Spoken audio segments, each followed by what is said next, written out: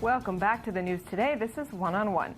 In Israel, the vote of Sephardic Jews, whose origin is in Arab countries, has been key ever since the campaigns of the 1970s. The first time the right-wing Likud party won the elections in 1977 was attributed to that Sephardic bloc that saw the ruling Labour Party as biased towards them. Still today, it's in the background of elections, this time less than 2 months away. And tonight with me is Dr. Yifat Bitton, founder of Tmura, the Israeli Anti-discrimination Legal Centre. Dr. Bitton, thanks very much for being with me. Hello, good evening. So from the outside, maybe even from the inside, when we think of discrimination in Israel, I think a lot of people think more towards the divisions between Arab Israelis and Jewish Israelis. But within Jewish Israelis, also in Israel, along ethnic and religious lines, there are a lot of different divisions. And you've been outspoken on how those connect to politics, which is extremely relevant right now.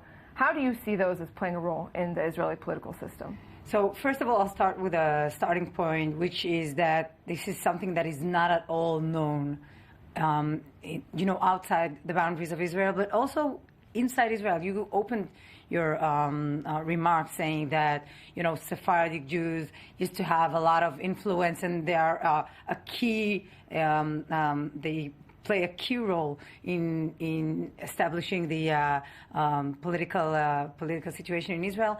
But this is something that is completely not discussed when we get to thinking about politics in Israel. Only recently, another poll was taken as to their influence on how the political, the Sephardic influence, how it has been played out after 77, when you look at some of the parties that were really, at government, such as Kadima, for example. I don't know how to say it. It's like Kadima. It used to be Ariel Sharon's party. Yeah, going forth.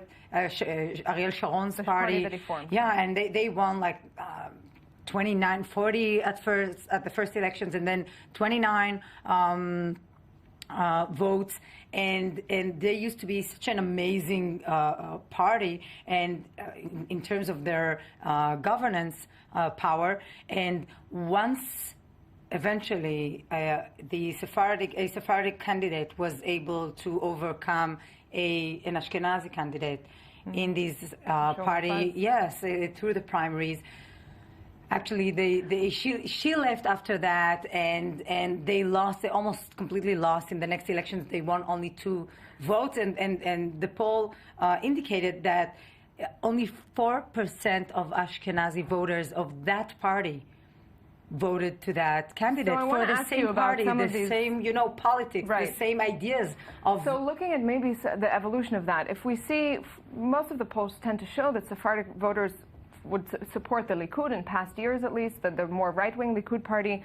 But yet the Likud hasn't had a Sephardic leader, whereas the Labour Party, on the other hand, has had a couple of them. How do you explain that twice? Well, it's very complicated, because also when you look at, at these leaders, Sephardic leaders in the Labour Party in Israel, they weren't very successful, and they were not leading the party. Yes, they were not leading the party through election times, and they lost on their next chair term. So there's no sense of Amir Peretz did sort of lead during election times. Yeah, so for the yeah, but then he lost. So the sense it doesn't stick. Exactly, it doesn't stick. And also when Peretz lost to Amir Peretz, again we see the same pattern of behavior, leaving his mother party to join Sharon. So you could say, okay, there was a feeling that this is the right thing to do for everybody to gather around Sharon. But at the same time, you see a pattern here. Once the Sephardic leaders manage to climb up the ladder to lead the party, there's a flight. There's a flight. So do you attribute that to discrimination, to a problem from within that sector of society, or both? What's the reason behind that? I think that, again, as the numbers indicate, also with Peretz and Peretz, you could see that in most of the kibbutzim, where you have mainly Ashkenazi communities, Peretz won 68% of them, of their votes, whereas Peretz used to be himself a someone who grew at a kibbutz and incorporated all of their theories and ideas about social democracy. And it was really amazing to see how they are not willing to accept him as one of their own. So why did it never go further? For the Likud, for example, which polls as recently as 2013 showed a very strong support among Sephardic voters for the Likud. That's if true. You have a strong voting base but no leader, what's missing? What's the missing piece there? I think history plays a substantial role in these patterns of voting. When you look at Sephardic Jews settled in underprivileged towns, in the wilderness of Israel, you don't see that the Likud, who's been in governance for, I don't know, grosso modo 40 years, exactly. It's been 40 years already, almost 40 years, and nothing has been substantially changed. And they still, hold this grudge against Mapai, the old Labor Party. So this is coming back to this. Is it an internal grudge? Is it an external discrimination? That's true. I think there are both. So there's a dynamic here which is very complex and complicated. And I think, another thing is that, in a sense, the Likud party offers something more rooted in Jewish identity that resonates with the strong tendency that you can identify at Sephardic cycles to, being in contact with their Jewish identity, knowing that it's secure and it's safe. And when it comes to Labor Party, it feels like, that it's more of the secular Zionist front. So let's go to another, to sort of stay current, another one of what came to be, I don't want to call it a scandal, but maybe a fiasco of this current election cycle, where former football star Eli Ohana joined the Jewish Home Party. There was a sort of uproar about it, a lot of criticism and left. How do you explain that? Do you see that as, was it right for him to join, for Naftali Bennett to accept him in there? Was it wrong for him to leave? So let's start with Naftali Bennett. Was that the right thing to do? So as far as he's concerned, Bennett, he just couldn't understand what the whole hustle is about. Like, he did the right thing. The right thing, as far as he's concerned, is to bring in someone who will represent a segment of society that is traditionally neglected, and definitely within the secular Zionist national group of people. Is there rejection by the sort of the settlement movement, the far-right settlement movement there?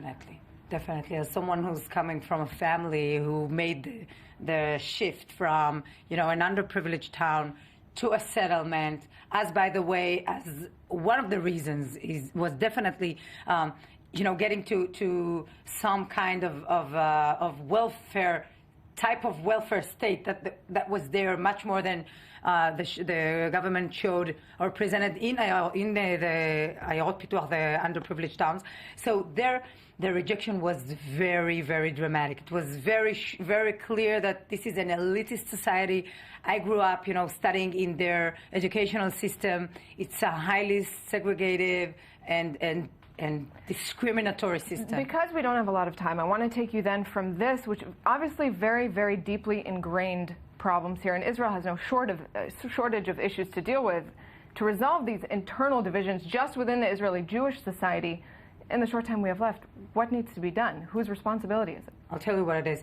What needs to be done is not to, assign all kind of little presents, little political spaces for women, not just for Sephardic Jews, women, Sephardic Jews, Ethiopian Jews, who have only one representative in an, as of now, non-realistic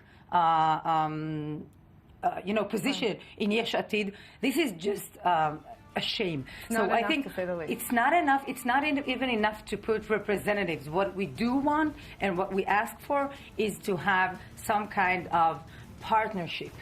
A means that will show us, that we're part of something that's happening. The solution will take a much longer answer, I'm sure, but partnership is a good place to start. Dr. Yifat Bitton, thanks very much for this.